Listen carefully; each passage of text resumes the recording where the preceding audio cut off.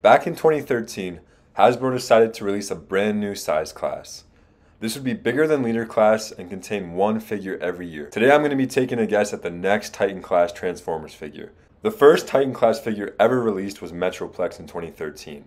Right now he's going for crazy prices, which I didn't even know about. And at the time, Metroplex was the largest Transformer, only recently beat by HasLab Unicron, which is going for even more money than Metroplex is going for. After Metroplex, we had Devastator. I actually had Devastator and then sold him, and then over the summer, I regretted selling him, and I bought back another Devastator, and I lost some money, but it was worth it because Devastator's combined mode is really, really good. It's just the individual modes are lacking, especially long haul. After Devastator, we go into Titan's Return, which gave us two Titans, Fortress Maximus, who was just a retool of Metroplex, which was really disappointing because in G1, Fortress Maximus didn't have a lot of screen time. But if you go into Headmasters, he was the leader of the Autobots. And the Titan class figures have a large budget. I'm sure most of the Titan's Return budget went into Trypticon, but still, Fortress Maximus deserved his own mold. After Fort Max, we had Trypticon. I don't know why they went with light gray. I wish it was black because then the teal and the purple would pop even more than it already does. The light gray was a bad choice, but other than that, Trypticon is a great Titan class figure. After Trypticon, we had Power of the Primes, which gave us Predaking. Predaking was a big improvement over the last Combiner Devastator. Same thing again, the individual modes for the Predacons were a little bit lacking, but overall Predaking was a good figure. He looked really menacing, he had his big wings, he looked accurate. They improved the feet a lot. I had a lot of issues with my first Devastator with his feet. He wasn't very stable, but Predaking has these giant feet which makes him way more stable. It would have been nice if Predaking came with a sword, but hey. So ending Power of the Primes, you get into the War for Cybertron trilogy. The first one was Omega Supreme, and I've always wanted an Omega Supreme figure just like this one. There was the Year of the Horse repaint of the Unicron trilogy, Omega Supreme, which wasn't bad, but it wasn't like the Omega Supreme figure I've always wanted. This Siege one was perfect. It was huge, it had the base mode, the tank mode, and it came with a little countdown, and it was just a perfect Omega Supreme. This is probably one of my favorite Titan class figures. In terms of how he looks, I think he beats Metroplex and Trypticon, because at the end of the day, Metroplex is pretty hollow and old now. Trypticon is really good and really solid, but the colors kind of throw me off, where Omega Supreme is like perfect and accurate to how I'd want an Omega Supreme to look. After Omega Supreme, we have Scorponok. This is the first Titan class figure I never bought. I couldn't find him at retail because of the COVID supply chain issues, and I didn't want to get him online because shipping would be super expensive and not a lot of Canadian retailers had him. If they did have him, he sold out very fast. After Scorponok was the Ark, and I didn't buy the Ark. I've had many opportunities to purchase the Ark, but I never did because I can't get over how goofy his proportions are. His arms and his legs look really goofy to me. I like the head because it's based on the last Autobot, which is a really cool idea. I like that. But just the proportions of him don't look right. Maybe one day I'll get him if I can find him cheap enough, but there's no way I'm paying retail for that. The newest Titan class figure is Metroplex again. Not G1 Metroplex, it's Unicron Trilogy Metroplex.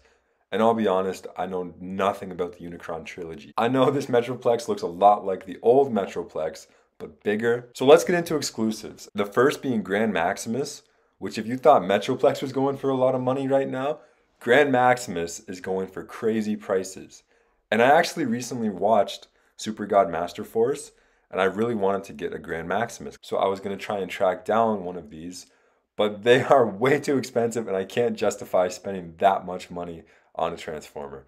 Hopefully, if we get a new Fort Max, we will get a new Grand Maximus. I really don't want to pay that much for a Fort Max repaint, which is really a Metroplex retool. If you have one, congratulations, because these are so expensive. After Grand Maximus, we got the first Generation Selects Titan class figure, which I think shocked everybody, Black Zarak.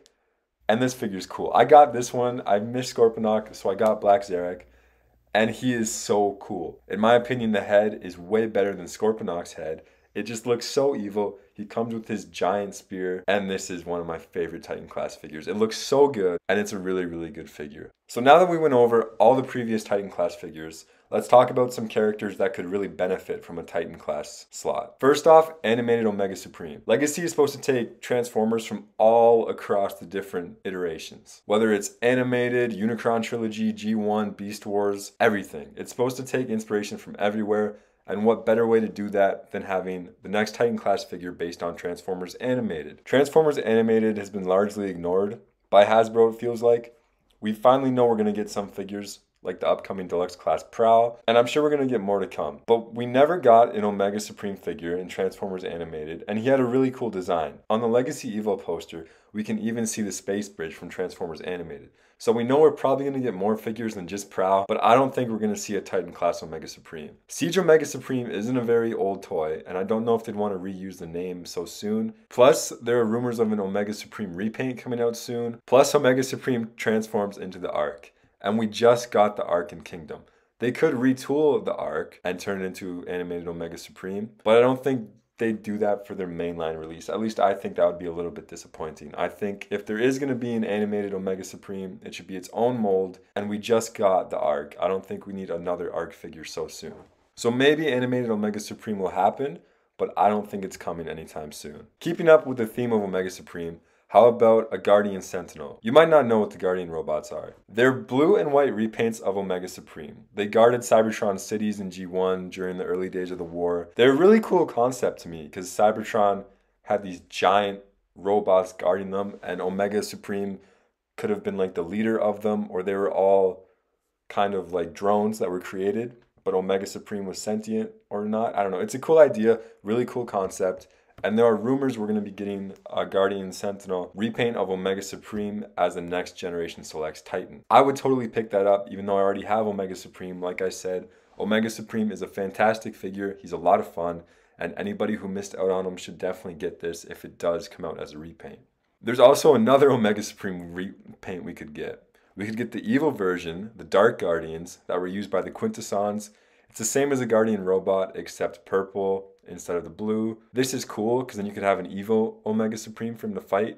But me personally, I like the idea of the Guardian robots themselves, the white and blue, a bit better, just because I think it'd be cool to have a bunch of Guardian robots. And the Guardian robot even got released at one point. In 2008, eHobby released a reissued G1 Omega Supreme in white and blue colors. So I think we will be getting the Guardian robot, but it's not going to be mainline Legacy Evo. It's going to be released as Generation Selects, just like how Black Zarek was released. There's a listing found for $299.99 Canadian, which is the price of a Titan here, and I'm 99% sure this is going to be the Guardian robot. But what else could this mystery listing be? It's probably just going to be a repaint of an existing Titan, but this could be a few other things. It could be a North American release of Grand Maximus as a Fort Max repaint, because we never got it released in North America.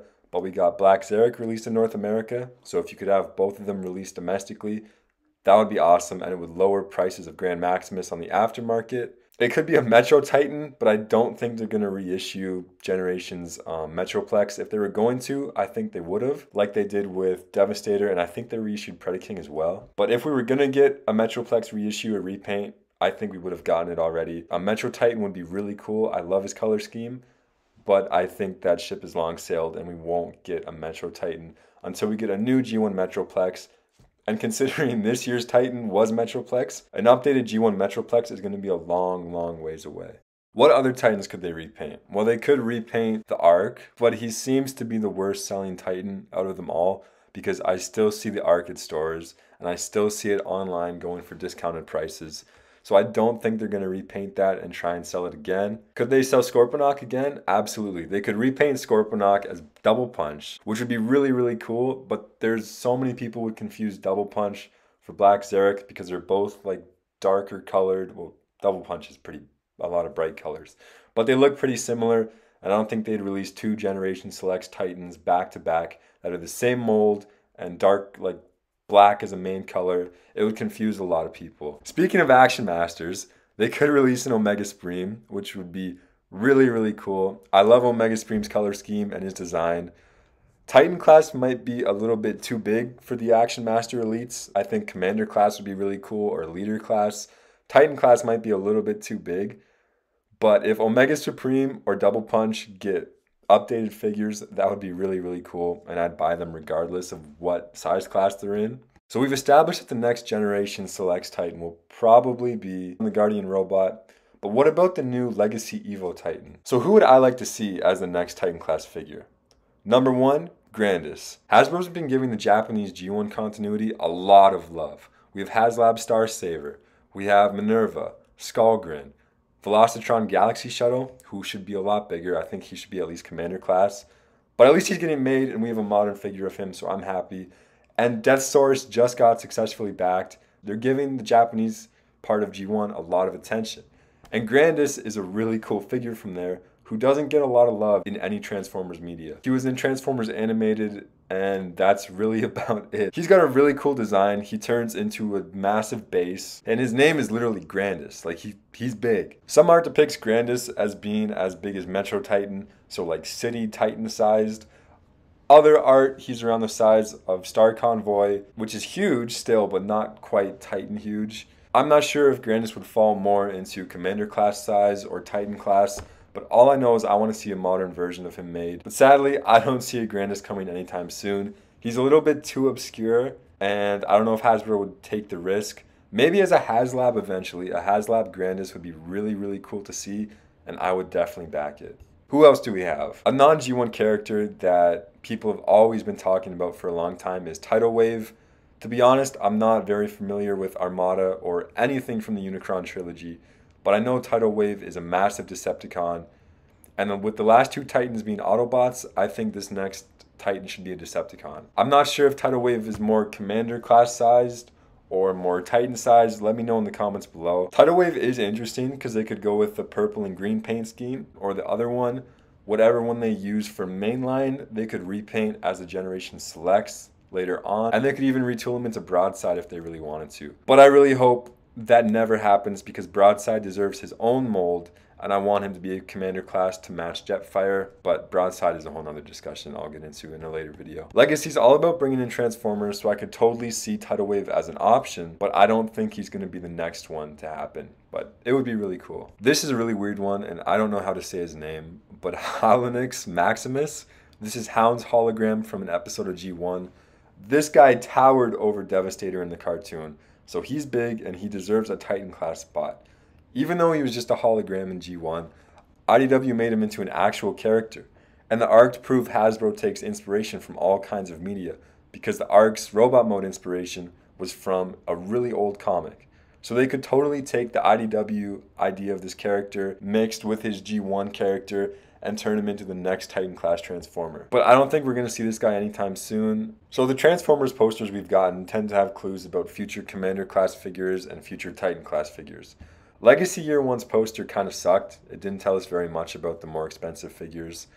But looking at the Legacy Evo poster, 2 things are sticking out to me.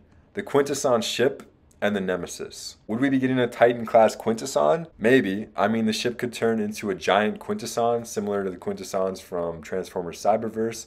They were pretty big. But Earthrise just gave us a Quintesson figure, and I don't think we need another one anytime soon, let alone a Titan class Quintesson. That might be a really hard sell. So maybe we could get a Quintesson ship that turns into the giant octopus that Hertz Cup in the 86 movie. That would be a cool idea, but once again, that would be a really hard sell. I don't think many people would buy it. Metroplex has Trypticon, Fort Max has Scorponok, the ARC needs the Nemesis.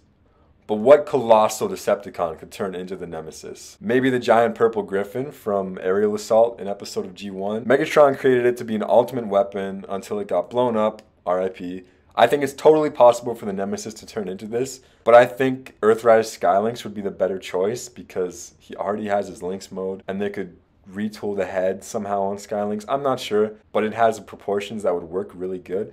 They could just do that, because Skylynx hasn't been repainted, and I'm sure Hasbro wants to retool all of the Commander class figures somehow eventually, like with Jetfire and Shattered Glass Jetfire.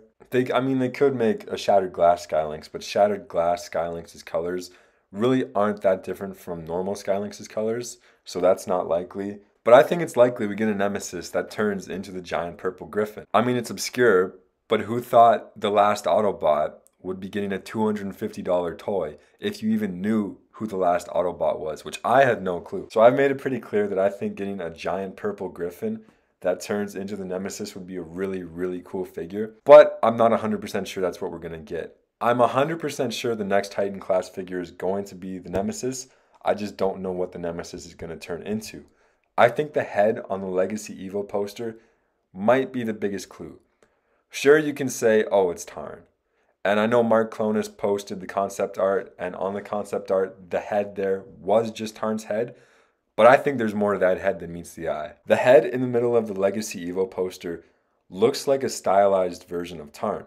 But we've seen Tarn's figure, and his figure is not stylized. He looks like he jumped right out of the IDW comic book. This head is different. It's got spikes on the side and the front. I think this head here is not Tarn, and it is actually the head of the Nemesis.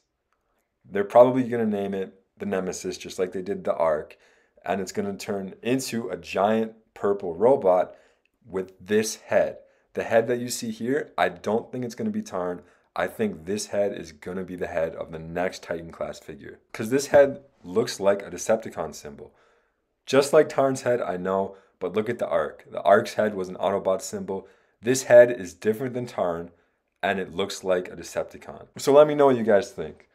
Do you think this next Titan class figure is going to be the Nemesis? And do you think the head of this figure has been in front of everybody the whole time and we've all just missed it? Or do you think I'm an idiot and I'm overthinking and that head on the poster is just Tarn? Let me know in the comments below. Thank you guys for watching. I'll see you guys next time, and bye.